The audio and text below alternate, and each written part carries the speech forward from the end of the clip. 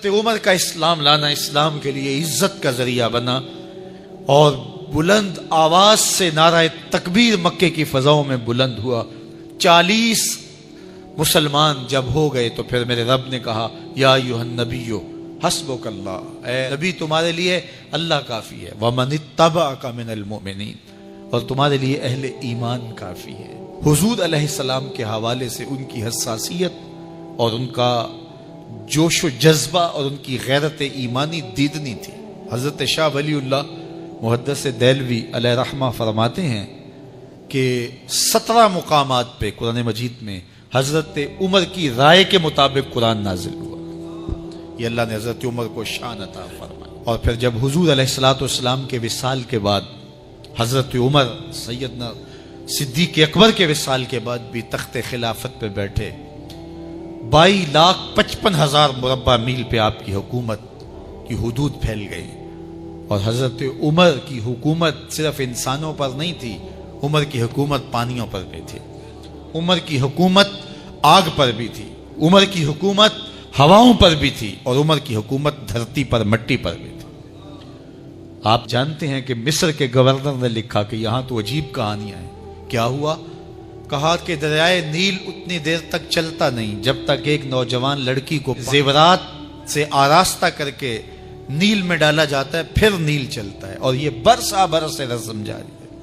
تو حضرت عمر کے پاس جب یہ پیغام پہنچتا ہے تو حضرت عمر نیل کو خط لکھ رہے ہیں، بسم اللہ الرحمن الرحیم، مصر کے نیل کے نام عمر کا خط، اور آگے لکھتے ہیں اے نیل اگر تو اللہ کے حکم سے چلتا ہے تو چل، ورنہ تیری کوئی ضرورت نہیں ہے۔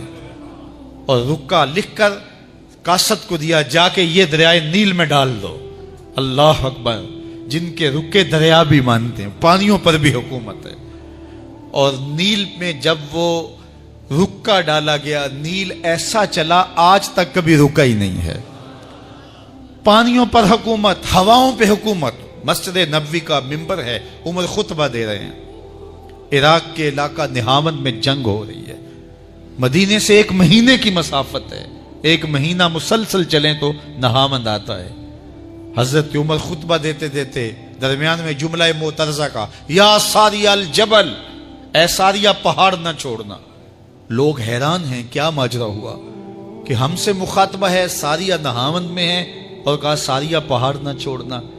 1 مہینے کے بعد جب وہاں سے قاصد آیا، اس نے کہا اللہ نے فتح دے دی۔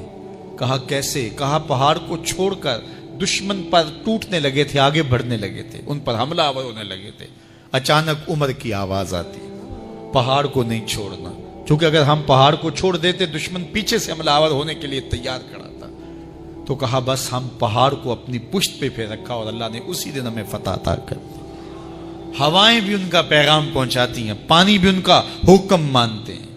اس زمانے میں فائر بریگیڈ سسٹم نہیں تھا، لیکن ایک آگ بڑھتی آ رہی ہے شہر کی طرف، لوگوں نے حضرت عمر کو بتایا، امیر المومنین آگ پھیلتی آگے بڑھتی چلی آ رہی ہے اور شہر کو اپنے قابو میں لینے والی ہے۔ عمر اپنی چادر اتارتے اور حضرت تمیم داری کو دیتے ہیں، کہا یہ چادر لے جاؤ اور ایسے ایسے کرو، آگ پیچھے بھاگتی چلی جائے گی۔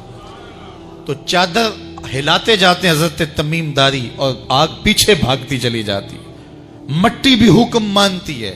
ایک لونڈی کھڑی رو رہی ہے راستے میں، کہا تجھے کیا ہوا؟ کہا ٹھوکر لگی، میرا تیل زمین میں بہہ گیا، میری مالکہ بڑی سخت ہے، وہ مجھے کہے گی تم نے یہ کیا کیا۔ عمر درہ زمین پہ مارتے ہیں، فر الارض الم عادل علیک، زمین عمر نے تیری چھاتی پہ عدل نہیں کیا؟ تو عمر کے ہوتے ہوئے اس کا تیل پی جائے؟ زمین تیل باہر نکال دیتی ہیں، فرماتے ہیں ڈال لے اپنے برتن میں۔ تو یہ عمر کے ان کا حکم مٹی بھی مانتی ہے، ان کا حکم ہوائیں بھی مانتی ہیں، دریا بھی مانتے ہیں، ان کا حکم پانی اور آگ بھی مانتی ہے۔ وہ عمر، میرے حضور فرماتے ہیں ان الشیطان یفر من ذل عمر، میرا عمر وہ ہے جس کے سائے کو دیکھ کے شیطان بھی بھاگ جاتا ہے۔ حضرت عمر رضی اللہ تعالیٰ عنہ نے ایک بہترین نظم و نسق دیا اور امور سلطنت کو اس انداز سے منظم کیا۔ ایک غیر مسلم مفکر کہتا ہے اگر اس امت کو ایک اور عمر مل جاتا پوری دنیا پہ حکومت مسلمانوں کی ہوتی۔ ایک دن مسجد نبوی سے باہر حضور تشریف لا رہے تھے، دائیں ہاتھ میں حضرت ابو بکر کا ہاتھ تھا، بائیں میں حضرت عمر کا ہاتھ تھا۔ ایسے باہر کی جانب آ رہے تھے. دروازے سے کوئی بندہ داخل ہوا تو اس کو دیکھ کے حضور نے فرمایا ہا کازا نبعث یوم القیامہ، قیامت کے دن جب قبروں سے اٹھائے جائیں گے ہم ایسے ہی اٹھیں گے. میرے دائیں ہاتھ میں ابو بکر کا ہاتھ ہوگا، بائیں میں عمر کا ہاتھ ہوگا. اللہ اکبر. جے شک ہووی تے چل مدینے، جے شک ہووی تے چل مدینے، آ ویخ لے جوڑ مزاراں دا بن یار نبی دیاں یاراں. عمر رضی اللہ تعالی عنہ جلیل القدر ہستی ہیں جنہیں حضور علیہ السلام نے اللہ سے مانگ کے لیا. سارے صحابی رسول کریم صلی اللہ علیہ وآلہ وسلم کے مرید ہیں، لیکن جناب عمر میرے حضور کی مراد ہیں. 39 لوگ جب اسلام لا چکے، 39ویں شخص حضرت امیر حمزہ رضی اللہ تعالی عنہ تھے، اور ان کا ایمان لانا مسلمانوں کے لیے بہت بڑی ڈھارس اور بہت بڑے حوصلے کا سبب و ذریعہ بنا. تو میرے حضور نے ہاتھ اٹھا لیے، کہا اے اللہ، ایک شیر دیا ہے امیر حمزہ، ایک شیر اور عطا کر دے. اب تیری مرضی، عمر بن خطاب دے دے یا عمر بن حشام دے دے. حضور دعائیں مانگ رہے اور یہ ہاتھ میں تلوار لیے غیظ و غضب سے بھرے ہوئے گھر سے نکلتے ہیں کہ بانی اسلام کا چراغ ہی بجھا دینا ہے. راستے میں ایک صاحب ملے اور کہا کہ عمر، تیور کوئی اچھے نہیں لگتے، خیر تو ہے، کدھر جا رہے ہو؟ کہا چراغ اسلام بجھانے جا رہا ہوں، یہ روز کا مسئلہ ختم ہونے لگا ہے میرے ہاتھوں. مسکرا کے بولے گھر کی خبر تو لو. کہا میرے گھر کو کیا ہوا؟ کہا تمہاری بہن فاطمہ بھی نوکر بن گئی ہے رسول اللہ صلی اللہ علیہ وسلم. غصے سے بھرے ہوئے اپنی بہن کے گھر کا رخ کرتے ہیں، اندر سے قرآن پڑھنے کی آواز آ رہی.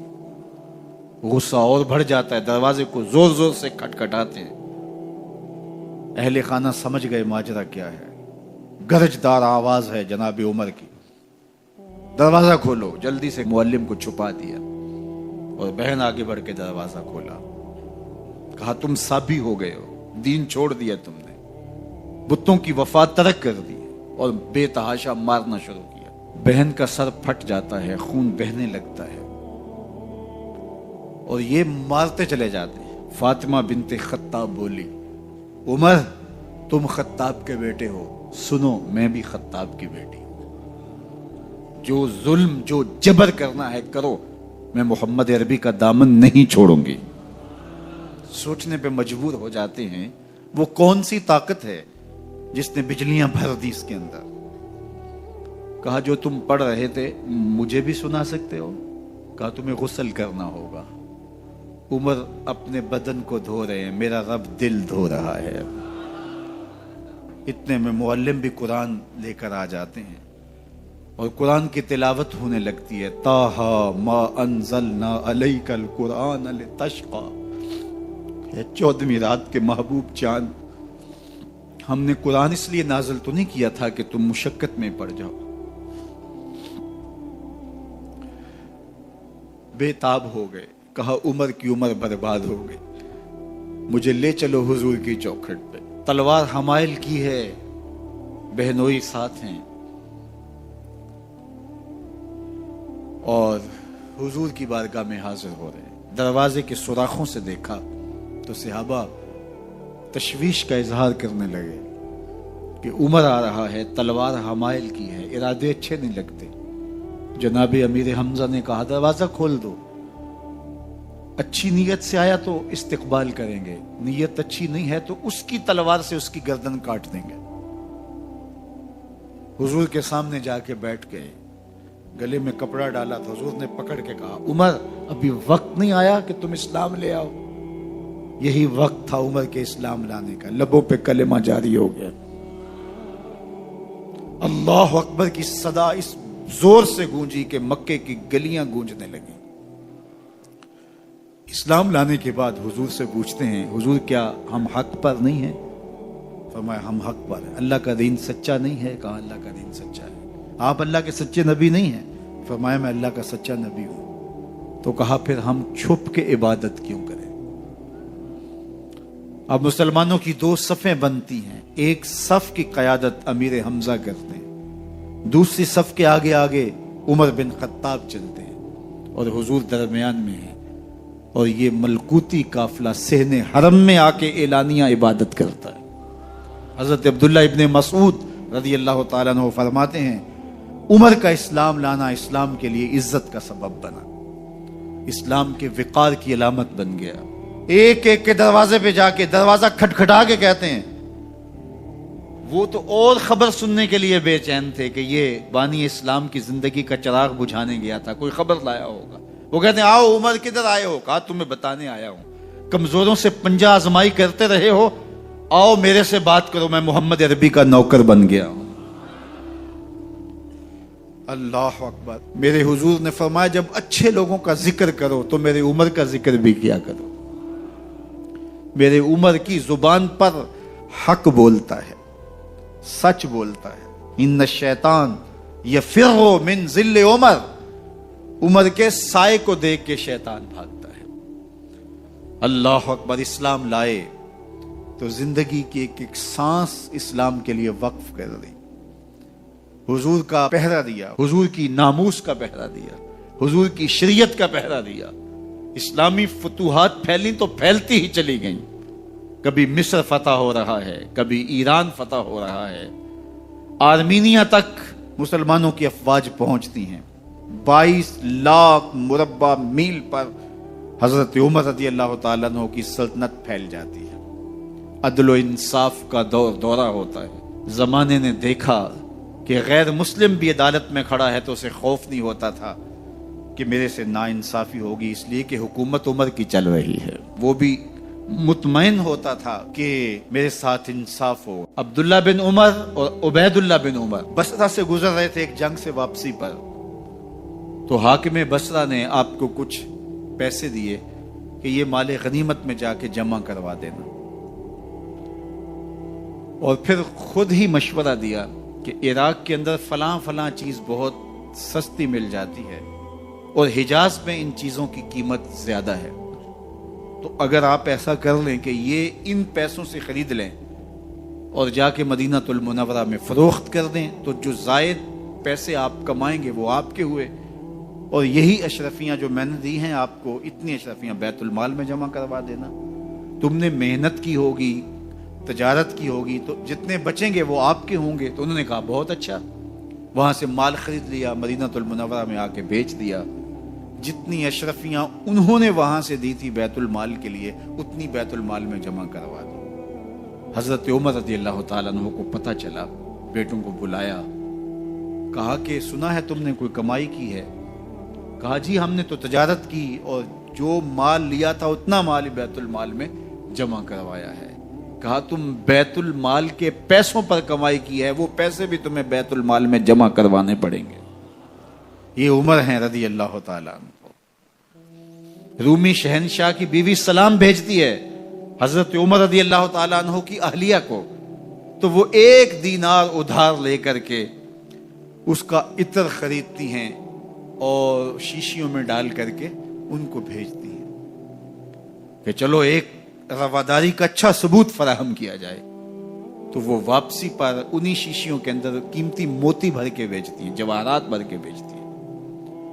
حضرت عمر رضی اللہ تعالیٰ عنہ فرماتے ہیں لاؤ یہ سارے جواہرات، سب کو فروخت کرتے ہیں، 1 دینار اس کو دیتے ہیں، باقی بیت المال میں جمع کر دیتے ہیں۔ تو جب اپنی زندگی اتنی محتاط ہوگی، اتنی خوبصورت ہوگی، تو پھر کس طرح کوئی گورنر زیادتی کر سکتا ہے؟ تو حضرت سیدنا عمر رضی اللہ تعالیٰ عنہ نے اپنا طرز زندگی اور انداز معاشرت اتنا سادہ اور اتنا خوبصورت رکھا کہ اس کے مطابق تمام گورنروں کو ڈھالنے کی تلقین کی۔ آپ جب بھی کسی شخص کو بطور گورنر اس کا تعین کرتے تو اس کو یہ نصیحتیں کرتے، ایک ترکی گھوڑے پہ سوار نہیں ہوں گے، باریک کپڑا نہیں پہنیں گے، اور انچھنے آٹے کی روٹی کھائیں گے، مکان کا دروازہ نہیں لگائیں گے، کوئی حاجب نہیں رکھیں گے، چوکیدار نہیں رکھیں گے، بواب نہیں رکھیں گے، جو تمہارے تک پہنچنا چاہے ڈائریکٹ پہنچ جائے۔ اللہ اکبر۔ اور پھر جب کسی کو متعین کیا جاتا اس کی جائیدادیں لکھ لی جاتی کہ اس کے پاس کتنی جائیداد ہے، وہ حساب اپنے پاس رکھتے، اور جب وہ معزول ہوتا یا اس کا وقت ختم ہوتا تو آپ دیکھتے کہ اب اس کے پاس جائیداد کتنی ہے۔ اگر وہ جو پہلے آپ نے اپنے پاس ریکارڈ رکھا ہوتا اس سے جائیداد اس کی زیادہ ہوتی تو حضرت عمر بقیہ جائیداد بیت المال میں جمع کرتے۔ اللہ اکبر۔ اور یہ کیسے تھا؟ گورنر بول نہیں سکتا تھا، اس لیے کہ حضرت عمر کی اپنی بود و باش بھی اسی طرح کی تھی، اپنا طرز زندگی بھی اسی طرح کا تھا۔ مال غنیمت میں بہت ساری چادریں آتی ہیں جو سب کو تقسیم کر دی جاتی ہیں۔ خطبہ جمعہ دینے کے لیے آئے تو ایک شخص کھڑا ہو گیا، عمر خطبہ بعد میں سنیں گے، پہلے یہ بتائیں کہ یہ جو تم نے قمیض پہنی ہے یہ کہاں سے آئی؟ مال غنیمت کے اندر جو چادریں آئی ہیں سب کے حصے میں ایک ایک چادر آئی، آپ داراز قد ہیں، ایک چادر سے قمیض نہیں سل سکتی، تو آپ کی قمیض کہاں سے آئی؟ پہلے اس سوال کا جواب دے دیجئے، پھر خطبہ سنیں گے۔ اللہ اکبر۔ آپ کے بیٹے کھڑے ہوتے ہیں، کہا ایک چادر سے میرے باپ کی قمیض نہیں بنتی تھی، میں نے اپنے حصے کی چادر بھی اپنے باپ کو پیش کی ہے۔ اس نے کہا اب سناؤ، اور ہم سنتے ہیں۔ یہ ہے حضرت عمر رضی اللہ تعالیٰ عنہ کی اپنی ذاتی زندگی۔ ایاز بن غنم کے بارے میں یہ پتہ چلتا ہے کہ وہ موٹے کپڑے نہیں باریک کپڑے پہنتا ہے۔ اس نے گھر کے دروازے پر بواب بھی رکھا ہوا ہے، چوکیدار بھی رکھا ہوا ہے۔ تو حضرت عمر رضی اللہ تعالیٰ عنہ محمد بن مسلمہ کو بھیجتے ہیں، محمد بن مسلمہ جاتے ہیں اور جا کے تحقیق کرتے ہیں تو ایسا ہی پاتے ہیں، تو ان کو وہیں گرفتار کر کے لے آتے ہیں اور حضرت عمر کے دربار میں پیش کیا جاتا ہے۔ چھڑی اس کے ہاتھ میں دے کر فرماتے ہیں جاؤ تم بکریاں چرایا کرو، تم گورنری کے لائق نہیں ہو۔ ایک گورنر کو بکریاں چرانے پہ لگا دیتے ہیں اس لیے کہ تم نے ان اصولوں سے، ان ضابطوں سے انحراف کیا ہے جو ایک سلطنت کے ذمہ دار کے لیے لازم اور ضروری ہیں۔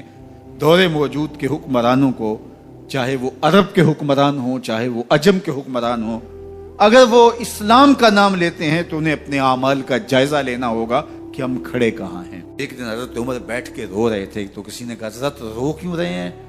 فرمایا کہ میں اس لیے رو رہا ہوں کہ فلاں پل سے بکریاں گزری ہیں، تو پل کے اندر شکستگی تھی، ٹوٹا ہوا تھا پل درمیان میں کچھ، اس میں ایک بکری کی ٹانگ ٹوٹ گئی ہے، تو میں ڈرتا ہوں کہ میرا رب یہ نہ پوچھے کہ عمر تو نے پل صحیح تعمیر نہیں کروائے تھے کہ ایک بکری کی ٹانگ کیوں ٹوٹی ہے۔ یہ ہیں حضرت عمر رضی اللہ تعالی عنہ۔ اللہ اکبر۔ تو اللہ تعالیٰ جل شانہ نے حضرت سیدنا عمر بن خطاب رضی اللہ تعالیٰ عنہ سے جو کام لیا، مختصر دور خلافت کے اندر 10 سال 6 ماہ 4 دن آپ نے خلافت فرمائی ہے، لیکن کہاں سے چلے اور یہاں مکران تک، بلوچستان کا حصہ ہے، یہاں تک آپ کے سلطنت کی حدود وسیع، ادھر آرمینیا تک جا پہنچے، حمص فتح کیا، قادسیہ، یرموک۔ آپ ذرا دیکھیے کہ کہاں تک آپ کی فوجوں کے گھوڑے دوڑتے رہے، اور اللہ تعالیٰ جل شانہ نے ان کو جو توانائی، عدل و انصاف کی قوت عطا فرمائی۔ اللہ اکبر۔ جب زمین پہ عدل کیا ہو تو زمین بھی حکم مانتی ہے، اور حضرت عمر وہ تھے جن کا حکم ہوائیں بھی مانتی تھی، زمین بھی مانتی تھی، جن کا حکم جو ہے وہ آگ بھی تسلیم کرتی تھی اور دریا بھی ان کا حکم مانا کرتے تھے۔ مصر کے اندر یہ رسم بد جاری تھی کہ سال کے بعد ایک دوشیزہ کو زیورات پہنا کے اچھے لباس میں ملبوس کر کے دریا کی بھیڑ چڑھایا جاتا، اس کی قربانی دی جاتی، اس کا خون بہتا تو دریا چلتا۔ جب مسلمانوں نے مصر فتح کیا تو گورنر نے لکھا کہ اسلام تو اس طرح کی رسوم کی اجازت نہیں دیتا، لیکن خشک سالی ہے، لوگوں کی فصلیں ویران پڑی ہیں، تو حضرت کیا کیا جائے؟ تو حضرت عمر رضی اللہ تعالیٰ عنہ کاغذ کے ٹکڑے پہ لکھتے ہیں بسم اللہ الرحمن الرحیم۔ مصر کے نیل کی جانب عمر کا خط لکھتے ہیں، اے نیل اگر تو اللہ کے حکم سے چلا کرتا ہے تو چل، ورنہ ہمیں تیرے چلنے کی کوئی حاجت نہیں ہے۔ اور قاصد کو کہا یہ خط لے جاؤ اور جا کے دریائے نیل میں پھینک دو۔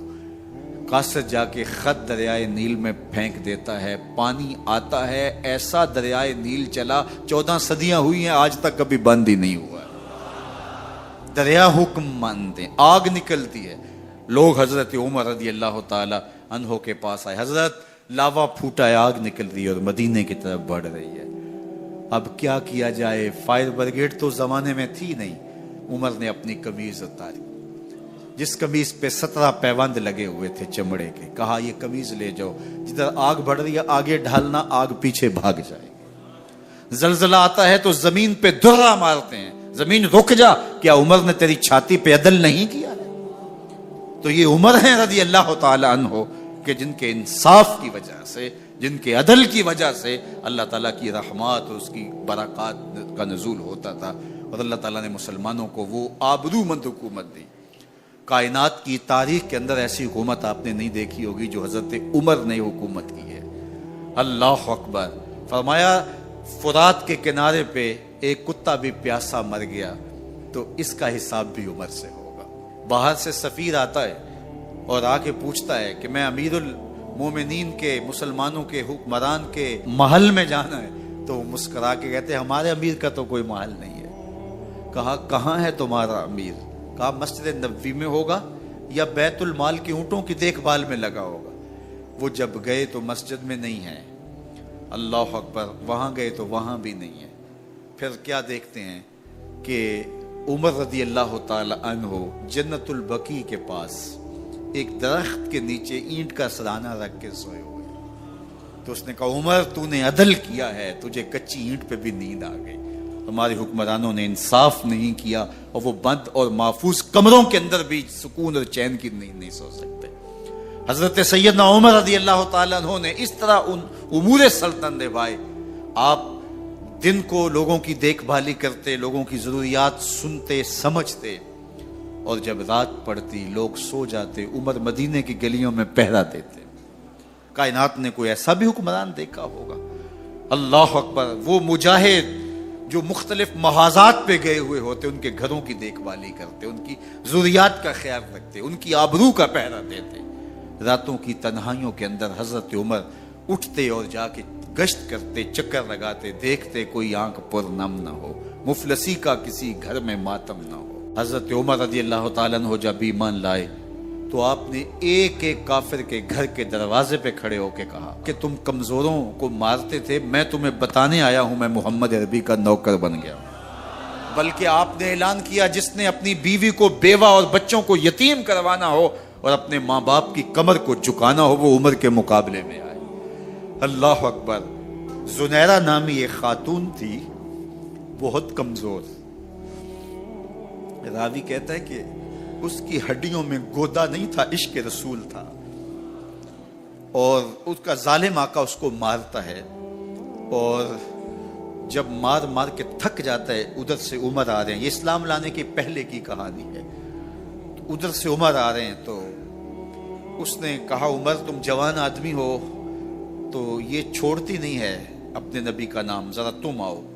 تو عمر کوڑا پکڑ لیتے ہیں، اسے مارتے ہیں، مارتے مارتے تھک جاتے ہیں تو پانی پینے لگتے ہیں، تو کہتے ہیں مجھے تیرے پہ ترس نہیں آیا لیکن میں ذرا پانی پینے لگا ہوں، اور پھر گلے کے اندر ڈال کر کے کوڑا اور اس کی رسی کو بل دیتے ہیں اور اس کی آنکھیں باہر نکل آتی ہیں، اور کہتے ہیں بلا اپنے نبی کو جو تیری آنکھوں کی بینائی واپس کرے۔ اللہ اکبر۔ تو اس نے آسمان کی طرف منہ کر کے کہا مالک میں کبھی بھی آنکھوں کی بینائی نہ مانگتی، لیکن اب تیرے نبی کی عزت کا سوال ہے۔ آنکھوں کی بینائی واپس ہو جاتی ہے۔ زنیرہ کو بڑا مارا۔ آج عمر گلیوں میں آنکھوں میں آنسو ہیں اور عجیب دل بے تاب ہے، اور کہتے ہیں آؤ بھائی میں حضور کا غلام بن گیا ہوں، تمہیں بتانے آیا ہوں۔ زنیرہ نے موڑ کاٹا تو آگے عمر یہ آواز دے رہے تھے۔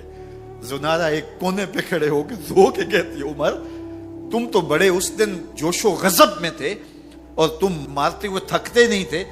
تو عمر نے کہا زنیرہ اس دن میں نے دیکھا نہیں تھا، اب میں محمد عربی کو دیکھ آیا ہوں۔ جنہ ویکھیا نہیں ہو کرن گلاں، جنہ ویکھیا نہیں ہو کرن گلاں، جنہ ویکھیا ہو تے بول دے نہیں، جڑے محرم راز حقیقت دے اور راز حقیقت کھول دے نہیں۔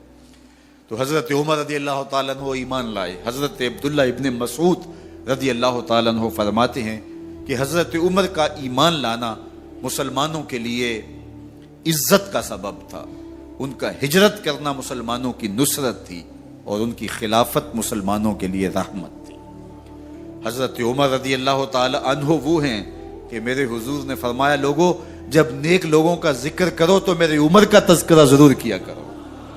میرا عمر وہ ہے کہ جب وہ ایک سمت سے آ رہا ہو, ایک گلی اور بازار سے آ رہا ہو, تو شیطان بھی آ رہا ہو, عمر کو دیکھ کے راستہ تبدیل کر لیتا ہے. حضرت عمر رضی اللہ تعالی عنہ کی طبیعت کے اندر جو جاہ و جلال تھا, طبیعت کے اندر جو سختی تھی, وہ اسلام کے اندر آ کر بھی قائم رہی. اور آپ نے وہی سختی, وہی جاہ و جلال جو پہلے مسلمانوں کے خلاف تھا, اب کفار کے خلاف, منافقین کے خلاف, حضرت عمر کی طبیعت کے اندر وہ جوش و خروش بدستور موجود رہا. لیکن جس دن آپ خلیفہ بنے تو اس دن آپ نے ممبر پہ چڑھ کے جو خطبہ دیا اس میں کہا لوگوں میں سخت اس لیے تھا کہ رسول اللہ نرم تھے, پھر میں سخت اس لیے تھا کہ حضرت ابو بکر صدیق نرم تھے, اب میں تخت خلافت پہ بیٹھا ہوں, اب میری سختی جو ہے وہ نرمی میں تبدیل ہو گئی. صرف فاسقوں, فاجروں اور باغیوں کے لیے میں سخت ہوں, باقی تمہارے لیے نرم ہوں. سب سے کم جو تنخواہ بیت المال سے اگر کسی وجود نے لی ہے تو وہ حضرت عمر رضی اللہ تعالیٰ عنہ نے لی. صرف 2 جوڑے لیتے تھے سال میں, اور راوی کہتا ہے کہ میں نے دیکھا ہے کہ اس میں بھی 17 پیوند لگے ہوتے تھے. حضرت عمر رضی اللہ تعالیٰ عنہ کا طرز زندگی, آپ کا انداز معاشرت اور آپ کا انداز خلافت, ہر لمحہ آپ کی زندگی کا اٹھا کے دیکھیے کتنی مرتبہ قرآن حضرت عمر کی رائے کے مطابق نازل ہوا ہے. اللہ تعالیٰ جل شانہ نے ان کو صاحب الہام بنایا تھا. ہر امت میں کوئی صاحب الہام ہوتا ہے, حضور کی امت کا صاحب الہام حضرت عمر رضی اللہ تعالیٰ, اور آقا کریم نے انہیں اپنا وزیر قرار دیا. فرمایا میرے 2 وزیر آسمانوں میں ہیں, 2 وزیر زمینوں میں ہیں. آسمانوں کے وزیر جبرائیل اور میکائیل ہیں, اور زمین کے وزیر ابو بکر اور عمر ہیں رضی اللہ تعالی عنہما. حضرت عمر رضی اللہ تعالی عنہ جا رہے تھے نا, رات کو پہرے پہ کھڑے تھے, تو ایک گھر سے ایک خاتون اپنی بیٹی کو کہہ رہی تھی دودھ میں پانی ڈال دو. تو بیٹی بولی امیر المومنین نے منع کیا ہے. تو کہا امیر المومنین کب دیکھ رہے ہیں؟ تو بیٹی بولی امیر المومنین نہیں دیکھ رہے, ان کا رب تو دیکھ رہا ہے. حضرت عمر دروازے پہ نشان لگایا تو آ گئے. دن کے اجالے میں پھر اس گھر کے دروازے پہ گئے اور صاحب خانہ سے کہا کہ اپنی بیٹی کا رشتہ میرے بیٹے کے لیے دے دو. امیر المومنین سوالی بن کے کھڑا ہے اس گھر میں, کہا اس بیٹی کا رشتہ مجھے دے دو. ان کو اور کیا چاہیے تھا, امیر المومنین کے بیٹے کے لیے رشتہ قبول کر لیا گیا. پھر اللہ تعالیٰ جل شانہ ان کو ایک بیٹی دی, اس بیٹی سے اللہ نے ایک بیٹا انہیں دیا. اس بیٹے کا نام حضرت عمر بن عبدالعزیز ہے. تو جب مائیں اللہ سے ڈرنے والی ہوں, تنہائی میں ڈرنے والی ہوں, تو پھر اولادیں ایسی ہوتی ہیں. اپنی اولادوں کی تربیت کرو, جب بچے چھوٹے ہی ہوں تو ان کے تصور میں یہ بات اچھی طرح سے راسخ کر دو کہ اللہ دیکھ رہا ہے.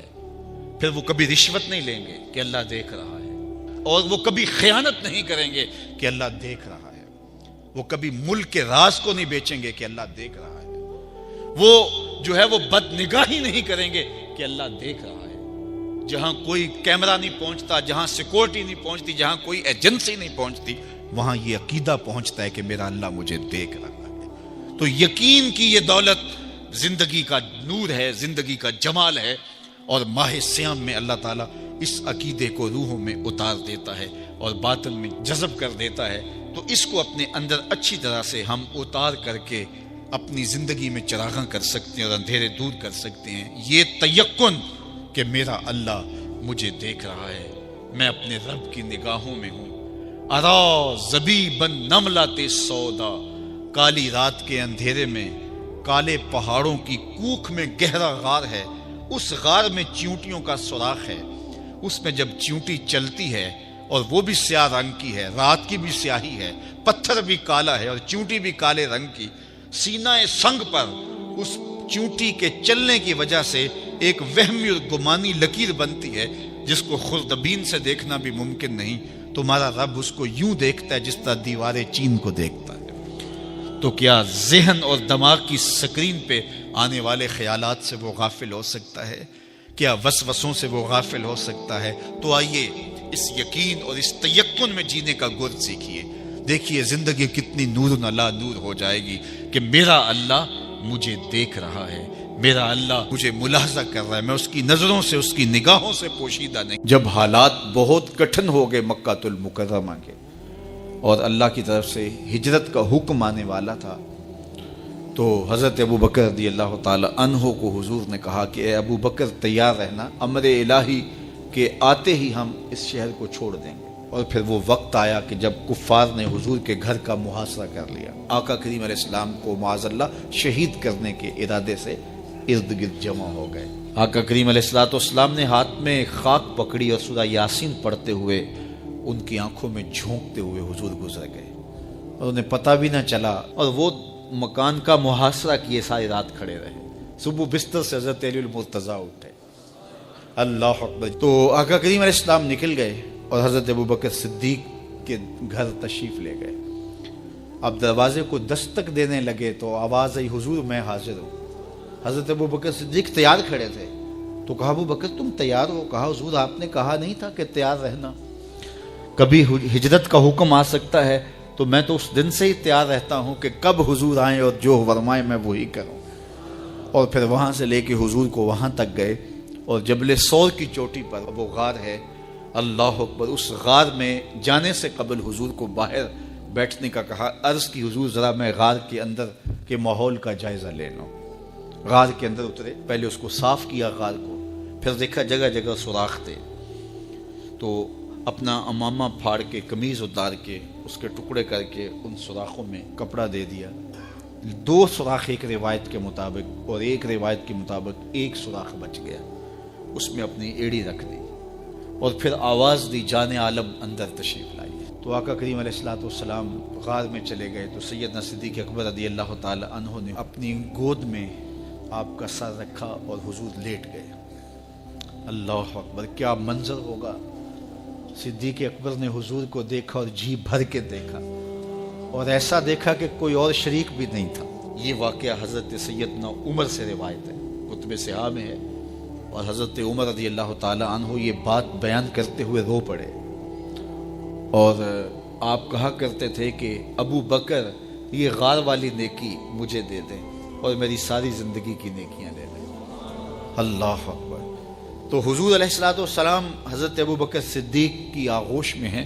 اب ہوا کیا کہ سانپ نے جب ہر راستہ مسدود پایا تو خیر وہ اس راستے پہ پہنچا جہاں انسانی گوشت نظر آیا، تو سانپ نے پھر ڈنگ لگایا.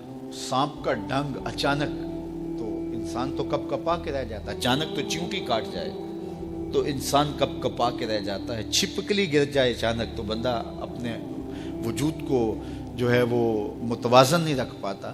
تو نیچے سے سانپ اور وہ ڈنگ لگا رہا ہے، لیکن لفظ سنیے، یہ حضرت عمر کی روایت ہے کہ حضرت سیدنا صدیق اکبر نے اپنی ٹانگ کو جنبش نہیں آنے دی، مخافت ان یتنبہ رسول اللہ، اس ڈر سے کہ کہیں حضور بیدار نہ ہو جائے. ساری توجہ ادھر رہی، بے اختیار آنکھوں سے آنسو ڈھلک پڑے، درد کی شدت اتنی تھی اور آنسو گرے تو حضور کے رخسار پہ. آقا کریم بیدار ہو گئے. بیدار ہوتے ہی میرے حضور نے کہا مالک یا ابا بکر، ابو بکر کیا ہوا؟ تو یہ ہوتی ہے ہنگامی صورتحال. ہنگامی صورتحال میں کسی کو پکاریں یا کسی کو کوئی جواب دیں تو مروجہ آداب کی رعایت کے ساتھ جو لفظ بولے جاتے ہیں وہ ترک کرنے پڑتے ہیں. اس مائک میں کرنٹ تھا تو میں قریب ہونے لگا تو آپ نے مجھے متنبہ کرنا تھا. تو میرے ساتھ آپ بہت پیار کرتے ہیں، بہت محبت کرتے ہیں، تو آپ نے اگر مجھے یہ بتانا ہو کہ اس میں کرنٹ ہے اور اگر آپ نے منہ قریب کر لیا تو آپ کو نقصان پہنچ سکتا ہے، تو میرے نام کے ساتھ 20 القاب لیں گے؟ آپ نہیں لیں گے. آپ جلدی جلدی جو ہے وہ مجھے کہیں گے جناب یہاں کرنٹ ہے، تو میں یہیں سے رک جاؤں گا. یہ تو ہے کہ آپ میرے لیے کر رہے ہیں، اور اپنے لیے کسی کو پکاریں تو پھر بھی یہی بات ہے. اللہ اکبر. اب حضور نے جب کہا نا مالک یا ابا بکر، ابو بکر کیا ہوا، تو اب ہنگامی صورتحال تھی نا، تو فوراً کہتے لدغت، ڈسا گیا، مجھے سانپ نے ڈس لیا، فوراً یہ کہتے نا. لیکن حضرت ابو بکر تیری محبت پہ قربان، کائنات میں آپ نے ایسا عاشق نہیں دیکھا ہوگا سانپ ڈنگ پہ ڈنگ لگا رہا ہے اور ٹانگ شل ہو گئی ہے، زہر سرایت کر گیا ہے۔ حضرت ابو بکر نے جواب دیا لدغت فداک امی و ابی یا رسول اللہ، حضور میری ماں بھی آپ کے قدموں پہ قربان، میرا باپ بھی آپ کی راہوں پہ نچھاور، مجھے سانپ نے ڈس لیا ہے۔ تو اس مشکل وقت کے اندر بھی ادب کا کرینہ نہیں چھوڑ۔ حضرت معاذ بن جبل رضی اللہ تعالی عنہ حضور کے روضہ انور کے پاس بیٹھ کے رو رہے تھے اور زاروں کے تار رو رہے تھے۔ حضرت عمر رضی اللہ تعالیٰ عنہ گزرے تو رک گئے، کہا معاذ کیا ماجرا ہے؟